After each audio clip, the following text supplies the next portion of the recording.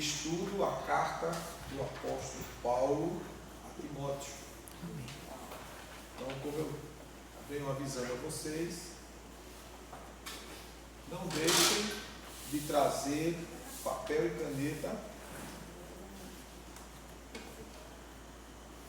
porque são assuntos importantes que é necessário que vocês entendam, conheçam, para que não caia aí no conto do vigário. Né? Timóteo, não é? 1 Timóteo, não é? Onde nós vamos estudar sobre esse jovem pastor que teve um ministério muito produtivo, mesmo sendo breve, mas foi um homem que, no seu breve tempo de vida, que ele morreu ainda muito jovem, teve um ministério abençoadíssimo pelo Senhor. Amém, queridos? Amém. Então, a aula de hoje está baseada na primeira epístola do apóstolo Paulo a Timóteo. O assunto que nós vamos tratar a partir de hoje, né, são orientações a um jovem pastor, como ser um bom pastor. O apóstolo Paulo, que era um mestre, um professor nato, ensinando a Timóteo ser um bom pastor da igreja a qual Paulo o responsabilizou para pastorear. E o tema desta aula é lutar o bom combate. E todos nós estamos em uma luta, em uma guerra espiritual.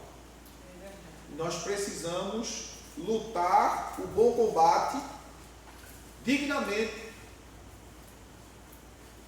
abraçar a fé que uma vez foi entregue aos santos, como diz o apóstolo Judas, no versículo 3 da sua carta, combater o bom combate de uma vez por todas, a fé a qual foi entregue a nós, aos santos, por intermédio do Espírito de Deus que habita em cada um de nós. Então, no primeiro capítulo de Timóteo, no capítulo 1, deixe sua Bíblia aberta, não é?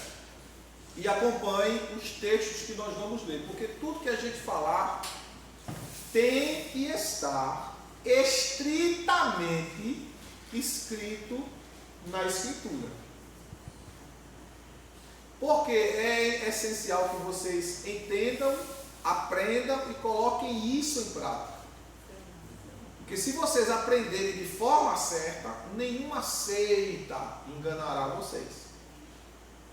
Seja o espiritismo kardecista, o filosófico ou o baixo espiritismo, seja o adventismo, o russelismo, o mormonismo e outras desgraças dessas que existem pelo mundo afora, enganando as pessoas de forma sutil e sagaz. O apóstolo Paulo diz na segunda carta aos Coríntios, capítulo 2, verso 11, ele diz que nós não devemos ignorar os ardis de Satanás. Ardis é maquinação, são planejamentos que o império das trevas faz para mobilizar, paralisar a minha vida e a tua vida. Então é necessário que nós conheçamos a palavra de forma correta, não é? Dentro do contexto exegético, hermenêutico, para que a gente possa crescer equilibrado. Então, na primeira carta de Paulo a Timóteo, no capítulo 1, verso 1 e 2. Paulo, apóstolo de Cristo Jesus, por ordem de Deus, nosso Salvador, e de Cristo Jesus, Jesus, nossa esperança. A Timóteo, meu verdadeiro filho na fé. Graça, misericórdia e paz da parte de Deus, Pai de Cristo Jesus, nosso Senhor. Então a gente vê Paulo aqui, não é? Ele dizendo, no verso 1, que ele próprio é o autor da carta. Paulo, apóstolo de Jesus Cristo, por ordem de Deus, nosso Salvador, e de Cristo Jesus, a nossa esperança. Aí ele diz: a Timóteo, meu verdadeiro filho na fé. Paulo tinha muitos filhos na fé, muitos. Silas, Epafrodito, Filemon, Áquila, Priscila, foram pessoas que Paulo ensinou, que Paulo ganhou para Jesus. Mas nenhum desses Paulo chamou de meu verdadeiro filho na fé. E o motivo pelo qual Paulo chama Timóteo de seu verdadeiro filho na fé é porque Timóteo, ele seguia os ensinamentos de Paulo à risca. Timóteo seguia os passos de Paulo à risca. Era um discípulo, não é? Era uma ovelha obediente. Ele copiava tudo que Paulo fazia. Não é à toa que ele diz na primeira carta aos Coríntios 11:1: sede, pois, meus imitadores, como eu sou de Cristo. Não é? Então Paulo gerou em Timóteo um verdadeiro discípulo. Não é? Paulo nos revela nas primeiras linhas da carta que é ele que está escrevendo para Timóteo, seu verdadeiro filho na fé. Deixa eu fazer aqui uma observação. Essa é uma expressão e um conceito de discipulado cristão que deve ser resgatado pela igreja moderna dos dias atuais, porque isso tem se perdido ao longo do tempo do cristianismo. Qual igreja hoje se preocupa com o discipulado mano a mano, um a um? A gente aqui tem o curso de discipulado de teologia prática, toda quarta-feira. Começou com 22, tem 9. E só frequenta, pronto, piorou, só frequenta 5. Aonde a gente dá oportunidades da pessoa aprender, não de forma superficial, mas de forma mais aprofundada. Então, tanto que o discipulado dura 3 anos. O outro durou 4 anos, o último que a gente teve. Eu passei 4 anos. Não é? 4 anos no discipulado. A maioria das igrejas são 90 dias, para depois batizar a pessoa.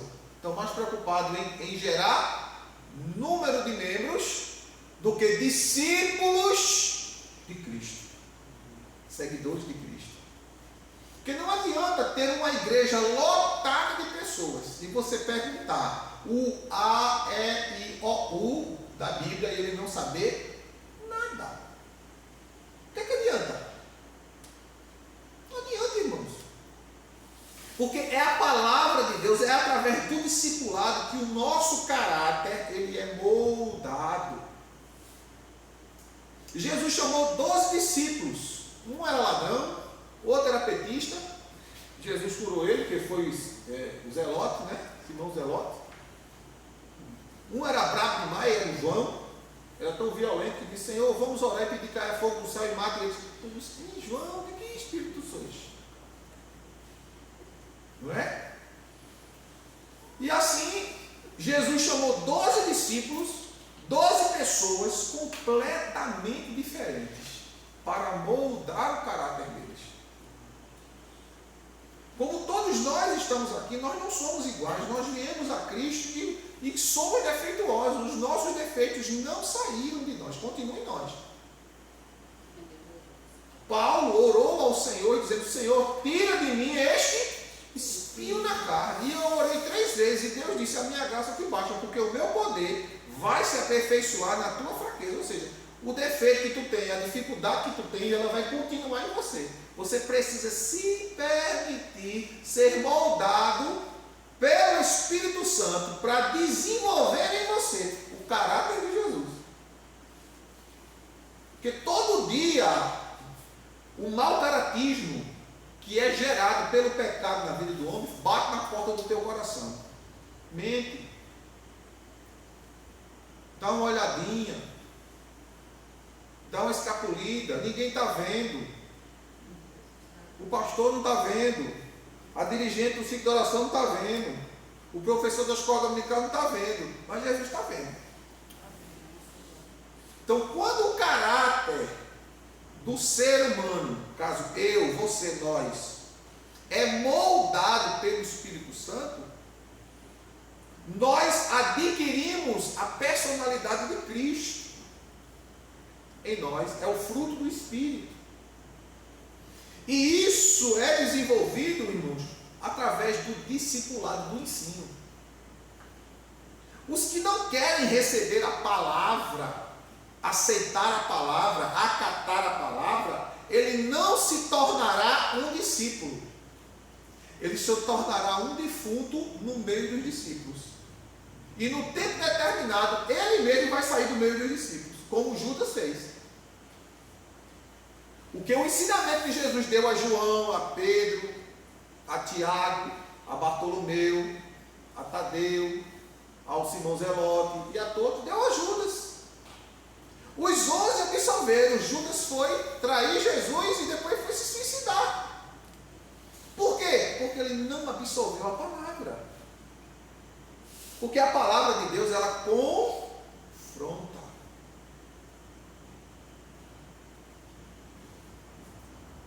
Então, o Evangelho, ele mostra quem nós somos e o que nós devemos ser. Quem nós somos e o que nós devemos ser. E essa transformação é gerada em nós pela ação do Espírito Santo. E Timóteo absorveu poderosamente os ensinos de Paulo e o comportamento de Paulo. A conduta de Paulo. O estilo de vida de Paulo. Né? Então, essa questão do discipulado, ele precisa ser resgatado pela igreja. Durante os primeiros séculos, aqueles que iam se convertendo, eles acompanhavam os seus apóstolos. Assim como todo profeta. Lembra que todo profeta tinha um seguidor. Elias tinha Eliseu, Eliseu teve Gease, e assim sucessivamente. Todo ele tinha um. Era como se fosse um processo de estágio, de preparação para assumir o lugar do outro. Não é? E isso não mudou hoje, continua, irmãos. Só que de forma um pouco diferente da antiguidade. Mas não deve ser, isso não deve ser descartado. Por isso que é importante o líder ter proximidade com os seus liderados. O mestre ter proximidade com os seus discípulos. Porque a palavra mestre é a mesma coisa que professor. Não é? Então, a palavra discípulo no grego é matetés, que significa aquele que aprende. Aquele que aprende. Apesar de que, preste atenção, tem pessoas que você vai ensinar,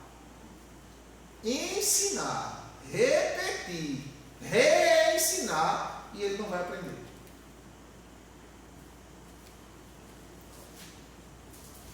Deixa eu ver se eu acho aqui no versículo, porque ele é muito forte.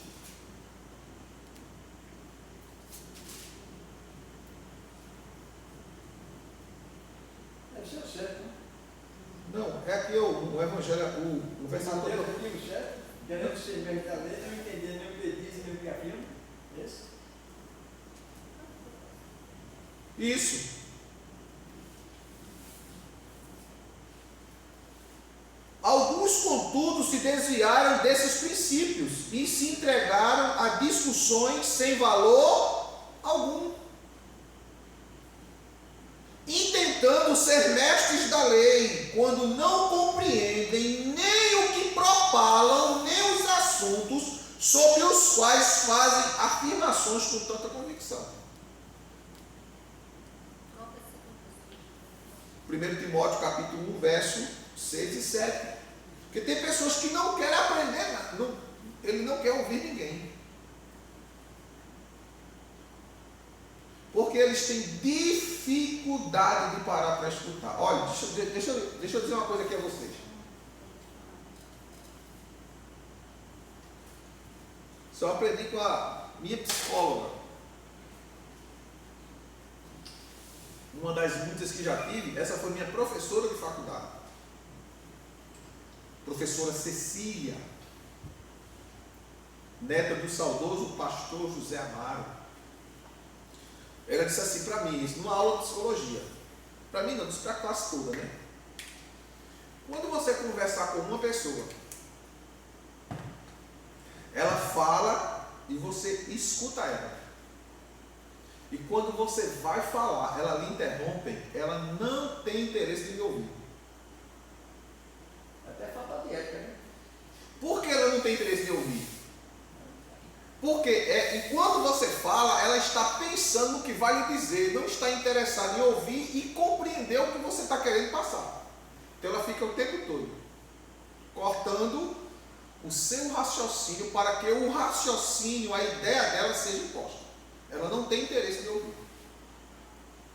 Então, quando você for conversar com uma pessoa que você tentar explicar, for tentar falar, for tentar ensinar, e a pessoa fica cortando o que você está querendo falar, não perca mais seu tempo. Essa não quer aprender. Acha que sabe. Por isso que eles querem ser mestres. Quer dizer, passar que sabe, mas no entanto ele não sabe nem o que ele está falando. Porque se você começar a aprofundar o assunto, ele vai dizer, não, você está inventando. É como um político de esquerda, né? Você mostra a ele a verdade, ele diz que é fake news. É mentira. É a mesma coisa que você tentar convencer a mosca sair das fezes para ir para o mel. Você bota o mel e as fezes. A mosca vai para as fezes, mas não vai para o mel. Porque na cabeça dela, as fezes é melhor do que o mel. Então existem pessoas assim, não querem aprender, não aceitam ser ensinados, porque para eles, estar calado para ouvir é ser submisso. E é uma das coisas que a nossa sociedade enfrenta gravemente, é a falta de submissão. E a submissão, irmão, não começa na terra, ela começa nos céus. O primeiro insubmisso que se levantou contra a autoridade de Deus foi expulso dos céus. E se tornou o que se tornou, e está aí destruindo o mundo através dessas ideologias implementadas na cabeça do homem. É como o movimento feminista diz que a mulher não deve ser submissa ao marido ou ao homem, porque ela não nasceu para ser escrava. E quem disse que submissão é escravidão? Não é. Mas como Satanás torceu a palavra de Deus lá no Éden para Eva cair, ele tem torcido hoje a mesma palavra de Deus para os incautos, os nécios, cair e aí abrir a porta para a entrada dos demônios e cauterizar a sua mente. Porque quando você não abre o coração para a palavra de Deus, você abre o coração para o espírito anticristo. Como nós estudamos há 15 dias atrás, 2 2, 9 a 12 de 2 Tessalonicenses. Que o iníquo, o filho da perdição, que vai se levantar, ele vai trazer sinais, prodígios e maravilhas da mentira. Aí no versículo 10, porquanto não creram na verdade do Evangelho, então Deus permitirá a operação do erro, para que creiam na mentira, porquanto rejeitaram a verdade do Evangelho. Então, quando você rejeita, automaticamente vem o quê? O espírito do erro. E é permitido por quê? Por Deus. Porque quando você rejeita a verdade, você dá uma legalidade para que os demônios venham. Aí Deus diz, pode ir, está livre. Não tem como.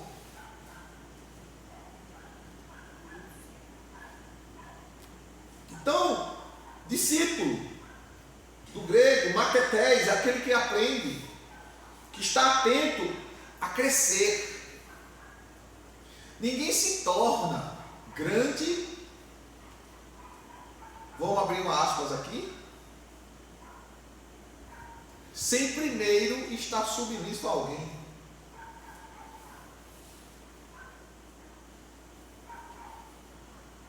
Vós filhos, honrai a vossos pais,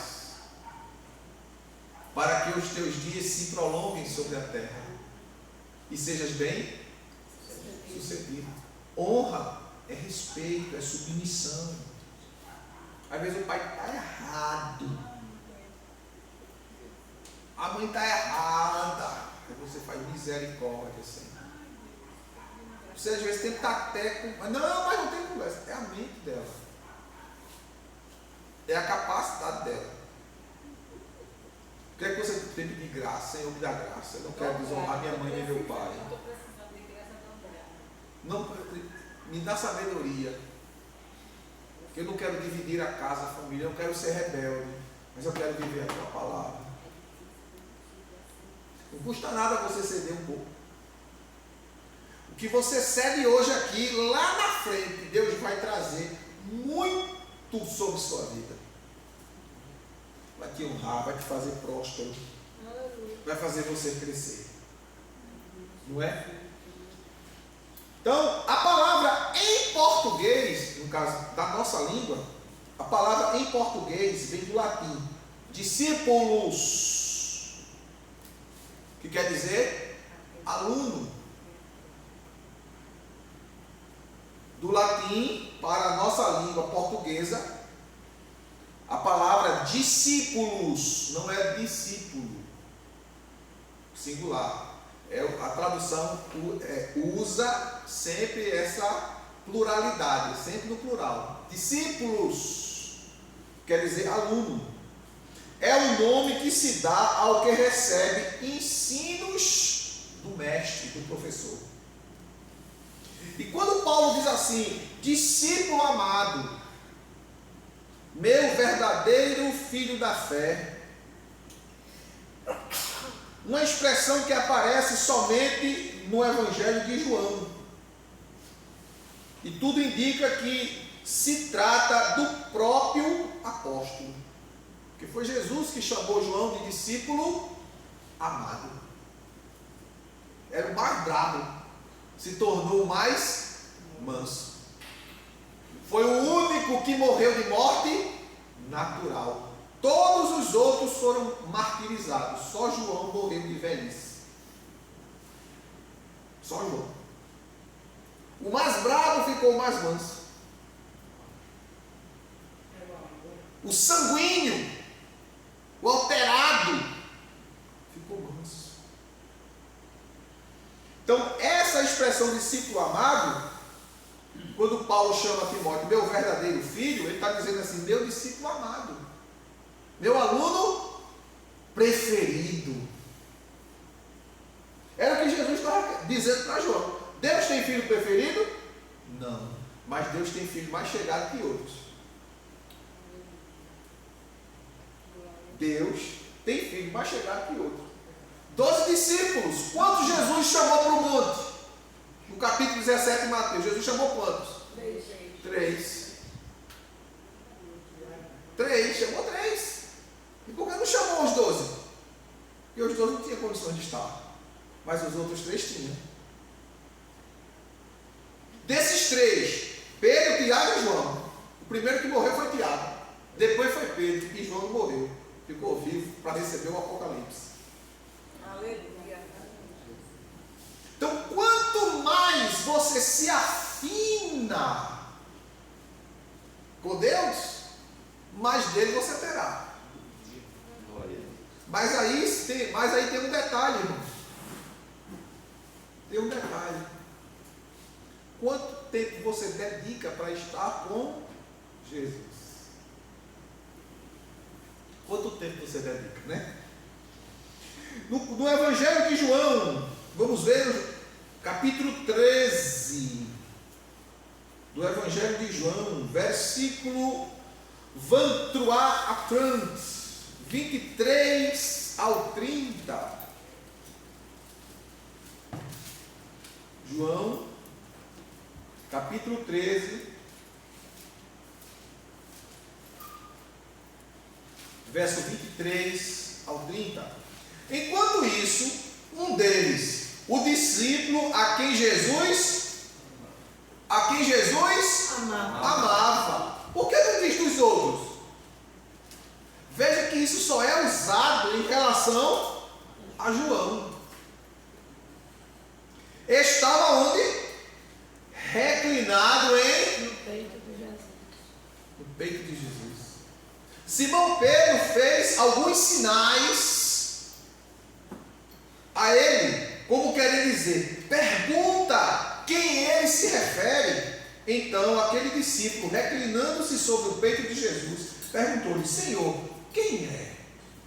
Respondeu-lhe Jesus: é aquele a quem eu der este pedaço de pão molhado no prato. E tendo molhado o pedaço de pão, deu a Judas Iscariotes, filho de Simão. Assim que Judas comeu o pão, Satanás entrou nele.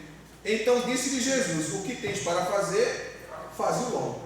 Todavia, nenhum dos que estavam à mesa entendeu por qual razão Jesus lhe disse isso. Considerando que Judas era responsável pelo dinheiro, alguns pensaram que Jesus havia dito: compra o necessário para a festa, ou que desse algo aos pobres. Judas, assim que comeu o pedaço de pão, saiu apressadamente, e era noite. Quem que sabia disso? O que estava com quem? Quem entendeu ali o processo? João. Pedro fez sinal para ele: pergunta ele aí, quem é? Aí João estava aqui, né? Disse: Senhor, quem é? Quem é que vai te trair? Jesus disse a ele, pertinho dele, no ouvido dele: aquele que eu dou um pedaço de pão. E os outros discípulos ficaram tudo viajando sem saber. É tanto que vocês acabaram de ler, ficaram pensando: foi comprar comida, ou foi dar alguma coisa aos pobres. Mas João sabia o que estava acontecendo. Por quê? Olha, coladinho com ele. Por isso que João tornou-se conhecido como o apóstolo do amor. Apóstolo do amor. Porque ele foi aprendendo, ele foi se moldando, foi se adaptando ao que Deus realmente queria. Aí eu faço uma pergunta que não é para você me responder, não é para você pensar. Você está se adaptando ao que Deus quer para a sua vida? Ou você fica relutando: Jesus, isso aqui não dá não. Bota para outro, faz com outro. Se é você mesmo. Não adianta, irmão, paliativo não. Não adianta. Ou você vai conforme Cristo, ou não adianta.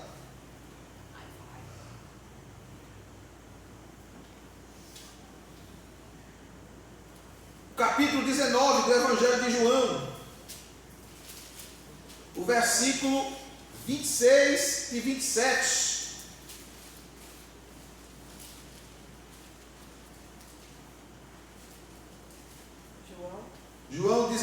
26 e 27. Quando Jesus, contudo, viu sua mãe e junto a ela o discípulo a quem ele amava, disse à sua mãe: mulher, eis aí o teu filho.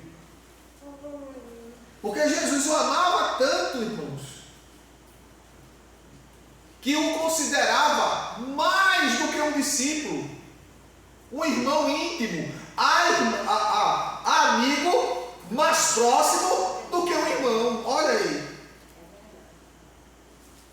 E o próprio João disse: ninguém tem maior amor do que este, de dar a vida pelos seus amigos. João estava falando de Jesus, que iria dar a vida dele por ele. Porque João era amigo de fato de Jesus. Vocês sabem que dentro do contexto da história do cristianismo, João, ele foi condenado à morte. E Domiciano mandou lançar João dentro de um tonel, de um tanque de óleo fervente. E quando lançaram João lá, que ele desceu dentro daquele óleo fervente, quando puxaram, João estava inteiro. Glória a Deus! Sem um fiapo da roupa queimada, sem nada da sua carne queimado, mas intacto. Glória a Deus. Eles vendo que não poderiam matar daquela forma, disse: eu vou dar um castigo maior, vou mandá-lo para a ilha de Patmos. Pensando eles que estavam fazendo uma coisa ruim, mas Deus já tinha preparado aquele lugar para lá se revelar a João de forma mais forte ainda, mais poderosa ainda. Aleluia. E a Bíblia diz lá no livro do Apocalipse, no capítulo 1, João diz: e quando eu vi, eu caí como morto, eu perdi as forças, não tinha força no meu corpo, mas ele pôs sobre mim a sua mão e disse: João, não temas, eu sou aquele que fui morto e estou vivo, e vivo para todo sempre.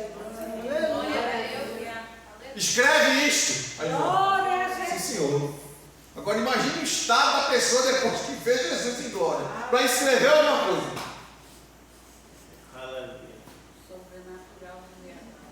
Não é? Verso 27. Em seguida disse Jesus ao seu discípulo: eis aí tua mãe. E daquele momento em diante, o discípulo amado a recebeu como parte de sua família. Ou seja, recebeu ela como mãe e foi cuidar dela, que era a genitora, o corpo que Cristo, que Deus usou para trazer Jesus a este mundo. O capítulo 20 e o verso 2 do mesmo Evangelho de João. Então saiu correndo em busca de Simão Pedro e do outro discípulo a quem Jesus amava.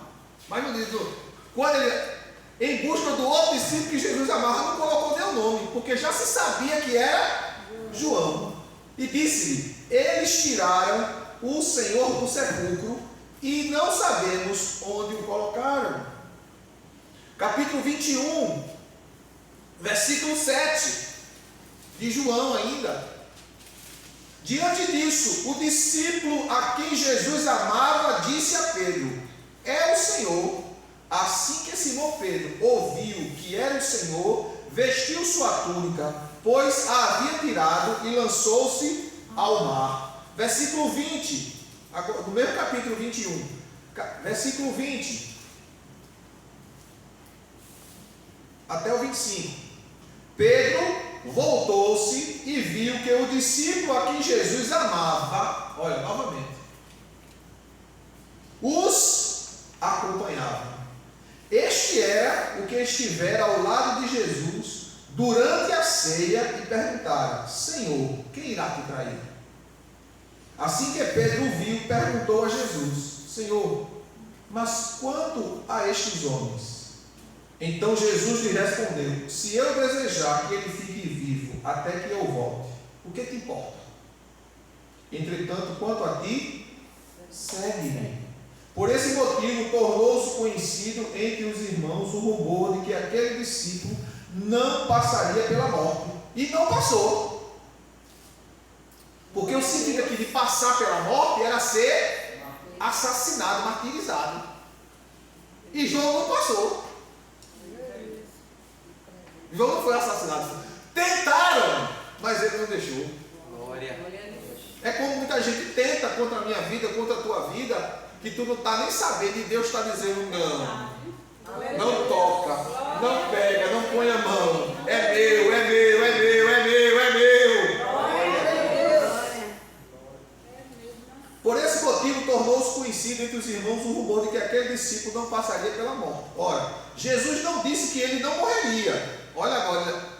Mas sim, se eu desejar que ele fique vivo até que eu volte, o que importa? Este é o discípulo que testemunha a respeito desses acontecimentos e que os escreveu. E sabemos que o seu testemunho é conforme a verdade. Quem foi que escreveu isso? O próprio João está escrevendo. Jesus realizou ainda muitas outras maravilhas. Se todas elas fossem escritas uma por uma, acredito eu que nem mesmo o mundo inteiro seria capaz de conter os livros que se escreveriam. Então, irmãos, é importante a gente entender e viver essa importância. Discipular, imitar. Alguém que te inspira. Quem te inspira? Quem te inspira? Eu já li um livro chamado Heróis da Fé. Eu li umas 4 a 5 vezes. Toda vez que eu leio, eu me converto de novo. Eu digo, Jesus, não sou crente ainda não. Quando eu leio a história daqueles homens, eu disse, meu Deus do céu. O que é que eu estou fazendo? O que é que tu quer comigo, Jesus? Porque eu não tenho, esses homens aqui, eu não sou nem o rastro deles. São homens extraordinários na mão de Deus, irmão. Se você puder comprar, compre esse livro, Os Heróis da Fé, da CPAD. É tremendo. Vem. É muito bom esse livro. É um testemunho de fé. De vidas, de homens que passaram por este mundo, como diz a carta aos Hebreus no capítulo 11. Homens dos quais o mundo não eram dignos. Além dos textos citados e a própria proximidade que havia entre Jesus e João, a igreja primitiva acreditava firmemente que tal discípulo amado era de fato o apóstolo João. Isso está também confirmado pela história. Existe um livro de história do surgimento da igreja, do desenvolvimento da igreja, do período, do início, que foi escrito por Eusébio de Cesareia. Não era cristão, era um historiador, ele escreveu isso. Esse livro também vende em lojas de artigos evangélicos. O jovem líder missionário Timóteo, natural de Listra.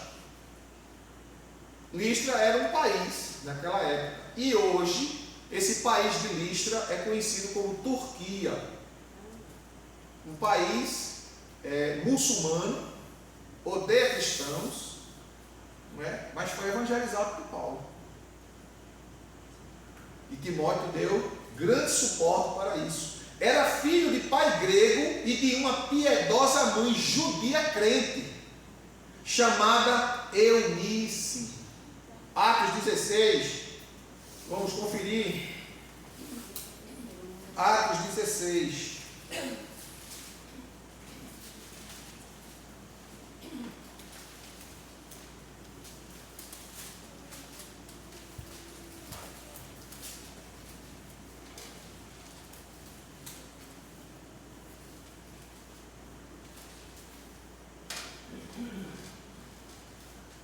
Paulo chegou também a Derbe e Listra.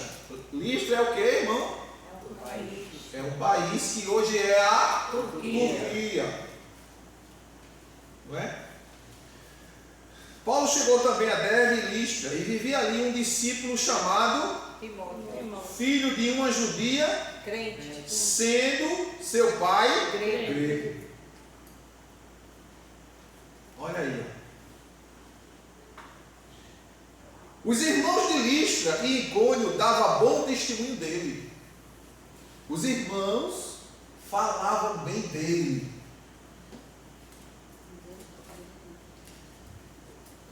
Então Paulo se interessou em que ele o acompanhasse em sua missão. Olha a visão que Paulo tinha. Todo mundo fala bem desse menino. Esse menino é crente mesmo. Eu tenho que aproveitar esse menino. Vou levar ele comigo para ele aprender. Aleluia. Vou levar ele comigo para aprender como fazer a obra. Como desenvolver o ministério. Então Paulo se interessou em que ele o acompanhasse em sua missão, para tanto o circuncidou por causa dos judeus que viviam naquela região. Paulo sabia que ele era filho de uma judia, mas o pai era grego. Então, como Paulo, aonde ele chegava, uma massa de judeus era grande, principalmente que Paulo ia às sinagogas para ter uma abertura e divulgar que Jesus era o Messias, e como Timóteo era conhecido, alguém ia exigir. Ele não é circuncidado. Aí Paulo disse, não, antes da gente ir, eu vou te circuncidar. Vocês sabem o que é circuncisão, né? Sim. Pronto. Imagine um homem já adulto, como Timóteo. Outro que ele nunca viu na vida, chegou e disse, olha, tu vai comigo. Eu disse, senhor, agora eu vou te circuncidar. O quê? Vou ter que te circuncidar. Mas a proximidade que Paulo foi tendo com ele gerou uma confiança, uma intimidade, de tal forma que ele disse, faz. É Paulo.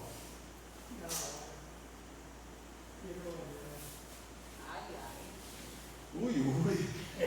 Né? Que não é fácil, porque antigamente não tinha anestesia. Era no cru.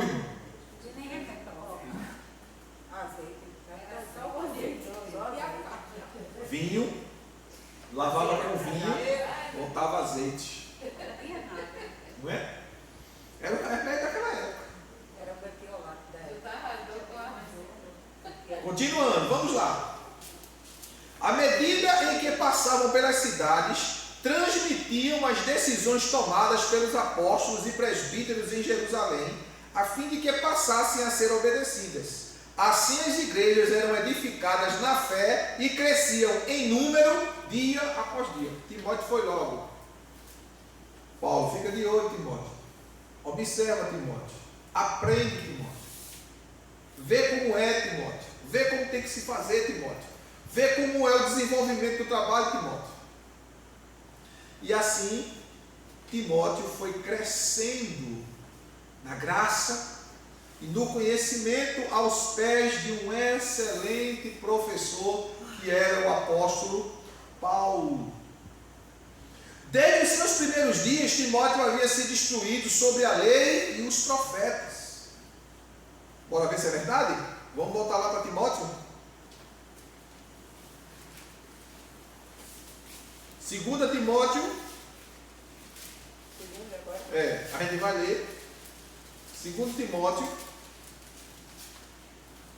capítulo 1, versículo 1 a 5. 2 Timóteo, capítulo 1, versículo 1 a 5. Paulo, apóstolo de Cristo Jesus, pela determinação de Deus, de acordo com a promessa da vida que está em Cristo Jesus, a Timóteo, meu filho amado. Graça, misericórdia e paz provenientes de Deus e de Cristo Jesus, nosso Senhor. Rendo graças a Deus, a quem sirvo com a consciência limpa, como o serviram meus antepassados, ao lembrar-me constantemente de ti, noite e dia, em minhas fervorosas orações. Recordo-me das tuas lágrimas. Olha, Paulo via Timóteo chorar. O mestre e o aluno. Está vendo? Afinidade. Porque a gente só chora na frente muitas vezes daquele que a gente sabe. Que a gente pode chorar e ele não vai estar dizendo a ninguém. Fulano está chorando. Que confia. Porque confia. Recordo-me das tuas lágrimas e desejo muito te ver, para que possa encher meu coração de alegria novamente. Olha para aí. Ele se alegrava naquilo em que Timóteo se tornou.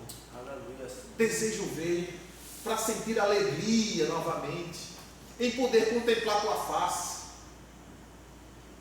Da mesma forma, trago na lembrança a sua fé não fingida, ou seja, ele não era um crente fingido, era um crente verdadeiro, que primeiro habitou em tua avó Lóide e em tua mãe Eunice, e estou convencido de que também habita em ti.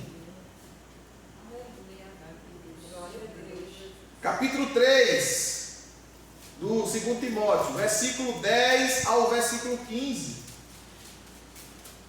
Paulo exorta o seu filho espiritual. Tu, porém, tens seguido atentamente minha teologia. Olha para aí, olha. Tu, porém, tens seguido atentamente minha teologia, ou seja, tu tens seguido o modelo, a forma que eu penso, que eu prego, que eu ensino. Tu tens seguido. Procedimento, propósito, fé, paciência, amor, perseverança.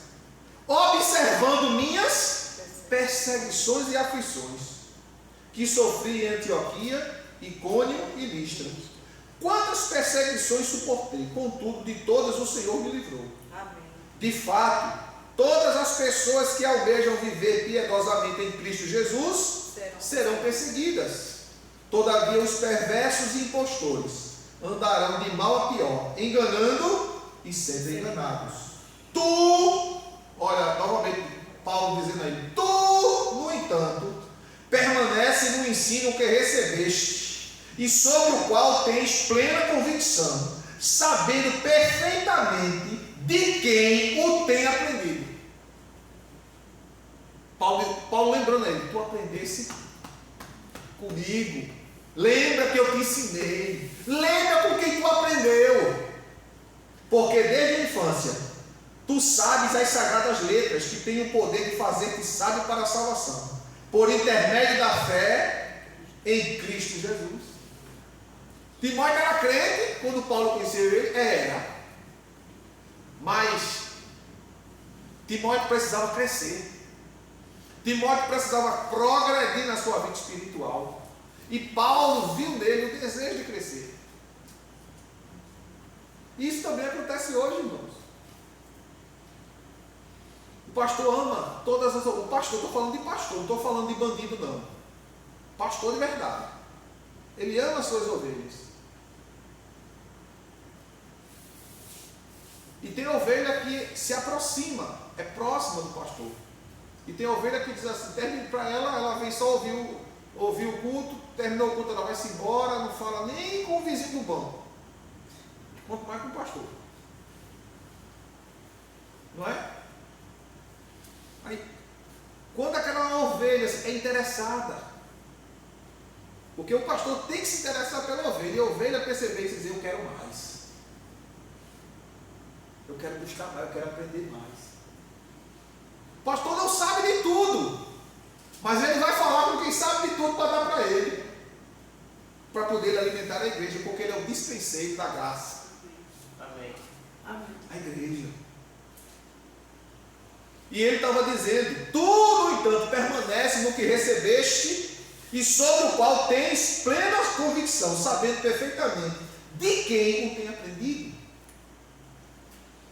O próprio Paulo foi a pessoa a quem Deus dirigiu para levar o evangelho ao coração de Timóteo durante a primeira visita do apóstolo a Listra. Já na segunda viagem, Paulo o convidou para ser seu companheiro nas viagens que realizava. Assim, Timóteo participou efetivamente dos esforços do evangelho na Macedônia e Acaia. Ele foi vendo Paulo trabalhar. Estava lá com Paulo, dando suporte, acompanhando, vendo. Irmãos, existe aula melhor do que essa? Do que você ver ao vivo e ouvir ao vivo? É a prática direta. Não deixa eu abrir aqui um parênteses aqui. Hoje não existe seminário até de hoje só. Isso é uma hipérbole que eu estou usando, mas é um fato. Todo canto tem seminário. Muita gente se interessa, eu vou para o seminário. Mas para que você vai para o seminário? Eu quero aprender a Bíblia. Então você não vai para o seminário. Porque o seminário não vai lhe ensinar a Bíblia. O seminário vai lhe dar a luz de como você estudar para aprender a Bíblia. Ainda me lembro quando eu fui para o seminário, o pastor Gilvan Lourenço, quando eu estava subindo a escadaria, ficava no quarto andar, né? O pastor Gilvan Lourenço estava descendo a escadaria e disse: o que é que tu está fazendo aqui, Silvio? Pastor, eu vim estudar, né? Eu vim aperfeiçoar. Tu não precisa não, menino, tu já tem a Bíblia dentro da cabeça, vai fazer o que aqui? Não, pastor, eu preciso, eu necessito. Porque a gente nunca sabe tudo, a gente sempre precisa aprender. É tanto que a Bíblia diz, o próprio apóstolo Paulo diz: aprendei uns com os outros. E eu lembro-me que em uma aula de Antigo Testamento, o professor Pedro Pereira, que ele já pregou aqui, ele começou a dar aula, a minha turma era maior que o seminário, 69 alunos. As outras turmas eram 30, 25, 32, a minha era 69 alunos. É tanto que a aula da gente era no auditório da faculdade. E ele dando a aula, ele perguntou assim: quem aqui já leu a Bíblia? Alguns disseram que não tinham lido. Eu disse: então o que você está fazendo aqui? Não, porque eu vim aprender a Bíblia. Aqui não é para você aprender a Bíblia mesmo. Se eu ensinar errado, você que não conhece a Bíblia, você vai aprender errado. Mas como é que você vai saber se está errado se você não conhece a Bíblia? É o livro-chave, é o livro-mestre. Aleluia. Glória a Deus. É a Escritura. Tire seu tempo com Jesus para ler a palavra. Não pode ler 2 horas? Leia uma. Não pode ler uma? Leia 30 minutos. Não pode ler 30 minutos? Leia 5 capítulos por dia. Mas leia. Leia. Para não ser enganado, irmão. Porque os demônios, quando muitas vezes se manifestam,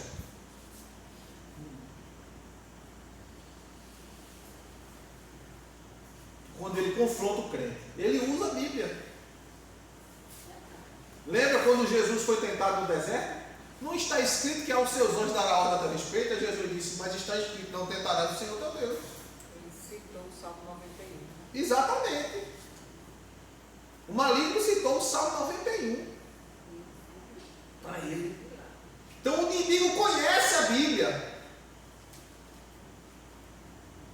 Ele conhece o que está escrito. Satanás, ele não precisa fazer curso de idioma, porque ele fala todos os idiomas da terra, ele fala. Vocês estão entendendo? Então, quando você conhece a Bíblia, como uma vez eu já contei aqui a vocês no testemunho, que uma vez eu fui expulsar um demônio da mulher, quando eu cheguei no portão da casa da mulher, minhas carnes pareciam que ia sair dos ossos. A entidade que estava lá dentro era tão forte que as minhas pernas batiam a palma, meu queixo tremia, minha mão balançava. E eu dizia: Jesus, o que é isso? Por que eu estou tremendo? Porque eu não estou com medo. O Espírito Santo disse: a entidade que está lá dentro é muito forte e o teu corpo não está suportando a presença dela.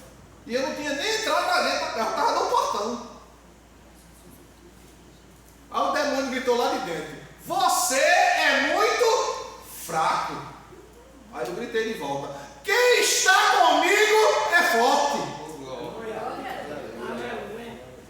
Quando eu entrei, eu já entrei com 1.500 fervendo. Sai, Satanás! O demônio foi-se embora. Ele usa, ele quer. Ele tenta confrontar você para você ter medo. Você não reagir. Insiste, fica insistindo. Você fala: eu vou em nome do Senhor. Amém? Amém. Já na segunda viagem de Paulo o convidou para ser seu companheiro nas viagens realizadas, assim que Timóteo participou efetivamente dos esforços do Evangelho na Macedônia e da Acaia. Vamos ver aí? Atos 17. Vamos voltar para Atos. do versículo 1 ao versículo 15.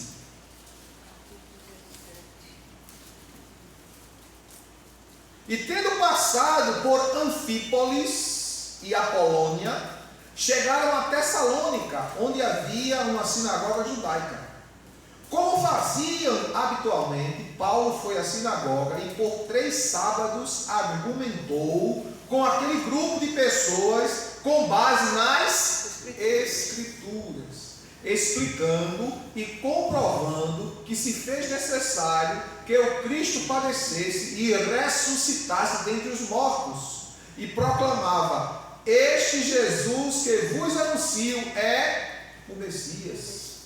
Assim, alguns dos judeus foram convencidos e se uniram a Paulo e Silas, bem como uma multidão de gregos obedientes a Deus e diversas senhoras da alta sociedade local. Porém, os líderes judeus sentiam forte inveja e reuniram alguns homens perversos dentre os desocupados e, agitando a população, iniciaram um tumulto na cidade.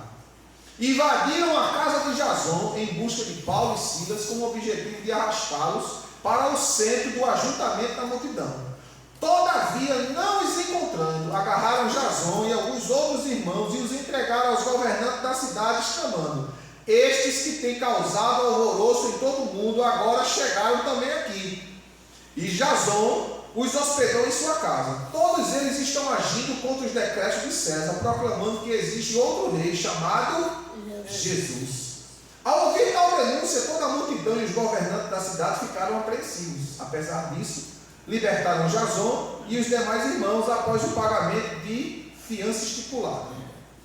Então, logo ao cair da noite, os irmãos enviaram Paulo e Silas para Bereia, e chegando ali, dirigiram-se à sinagoga local. Os bereanos eram mais nobres do que os tessalonicenses, porquanto receberam a mensagem com vívida alegria, e dedicaram-se ao estudo das Escrituras, com o propósito de avaliar se tudo correspondia à verdade. Observe que eles examinavam tudo de acordo com a Escritura. Dessa forma, muitos dentre os judeus creram, bem como um grande número de mulheres gregas de alta sociedade e não poucos homens gregos. No entanto, quando os líderes judeus de Tessalônica tomaram conhecimento que Paulo estava ensinando a palavra de Deus em Bereia, rumaram imediatamente para lá, agitando e instigando a população. Rapidamente os irmãos enviaram Paulo para o litoral, mas Silas e Timóteo permaneceram em Bereia. Timóteo já ficou lá. Olha, Timóteo já ficou lá. Para fazer o quê? Os irmãos que acompanhavam Paulo conduziram até Atenas, partindo depois com orientações para que Silas e Timóteo se reunissem com ele assim que fosse possível. Olha Timóteo agora começando. Timóteo, eu tenho que ir, senão eu vou ser morto. Mas tu vai fazer o seguinte, tu vai ficar com Silas e tu vai agora começar a ensinar esses irmãos aqui da Bereia. E eles são muito exigentes. Tu tem cuidado. Tu ensina, tu mostra pela Escritura. Eles dominam. Hoje a gente dá essas aulas, grava, bota no canal, e os irmãos que não vieram não se interessam. Mas não aprende porque não memoriza. Escuta de novo, irmão. Anota os textos. Lê na Escritura, confere, confirma. Para tu memorizar o que tu está ouvindo aqui, tu vê depois de novo. Eu tenho esse hábito. Eu vejo um vídeo ou um filme várias vezes, até memorizar. Tem um filme que eu já assisti ele 20 vezes. 20 vezes. Aí quando eu assisti que ele disse: vai assistir qual filme desse? De novo? Eu disse: de novo. Pastor, Pois não? eu tenho esse mesmo defeito do senhor. É porque às vezes a gente vai ver o que não viu da vez anterior. Exatamente. Você vai conseguir enxergar o que você não conseguiu enxergar anteriormente. Mais detalhes. Eu sou seu escrever. Você lê a Bíblia. Cada vez que você lê a Bíblia, Deus lhe mostra algo novo. Porque a palavra de Deus se renova a cada manhã. Aleluia. Não é? Capítulo 18, verso 5 do livro de Atos. Depois que Silas e Timóteo chegaram na Macedônia, Paulo começou a consagrar todo o seu tempo ao ensino da palavra, explicando aos judeus que Jesus é o Messias. Olha Timóteo novamente aí, ó. Ele veio trazer relatório para Paulo.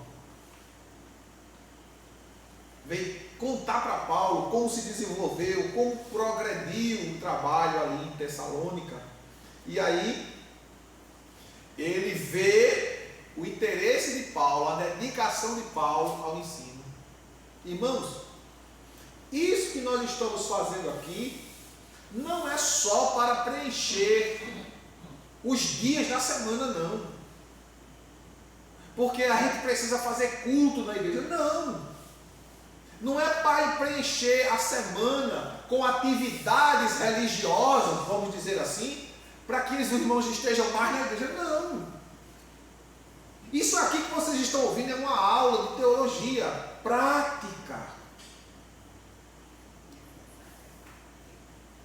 Tudo que a gente falou, você não leu na Bíblia? Sim ou não? Sim. Sim ou não? Sim. Então, depois do decorrer das próximas aulas, a gente vai se aprofundar mais ainda no assunto. Hoje foi a introdução. Hoje foi só a introdução.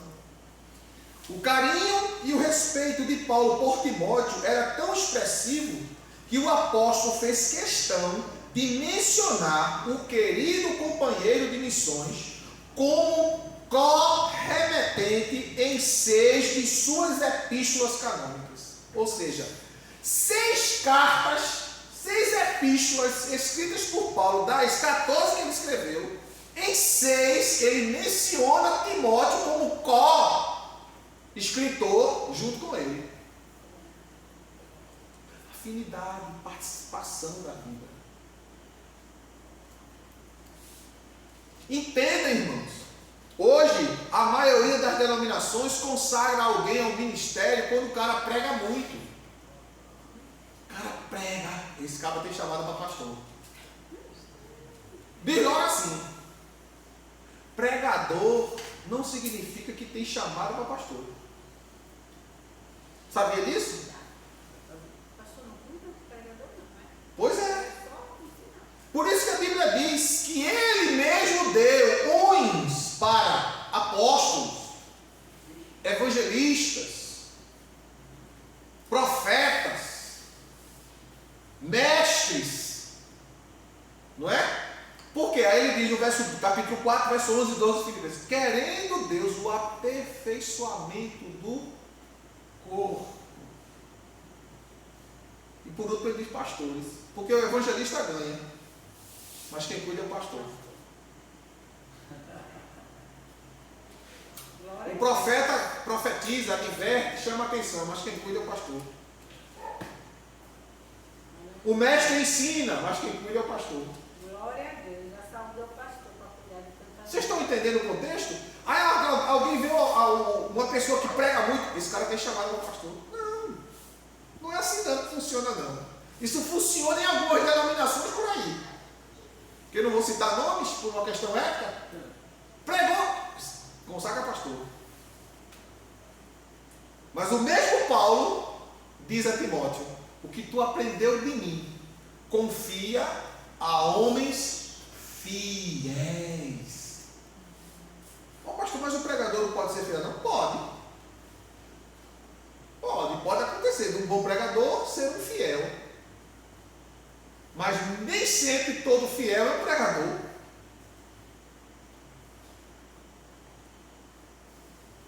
Nem sempre. Porque o fiel, irmão, é aquele que faz a obra andar sem que ele não precisa aparecer. Ele quer que a obra vá adiante. glória a Deus. Ele faz aquele trabalho de formiguinho nos bastidores. Ninguém está vendo, mas o seu Senhor está vendo. Glória a Jesus. É aquele que vai apagar os incêndios.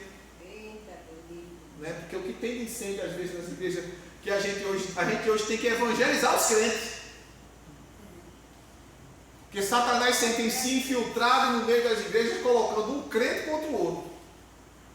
E eles não têm percebido isso.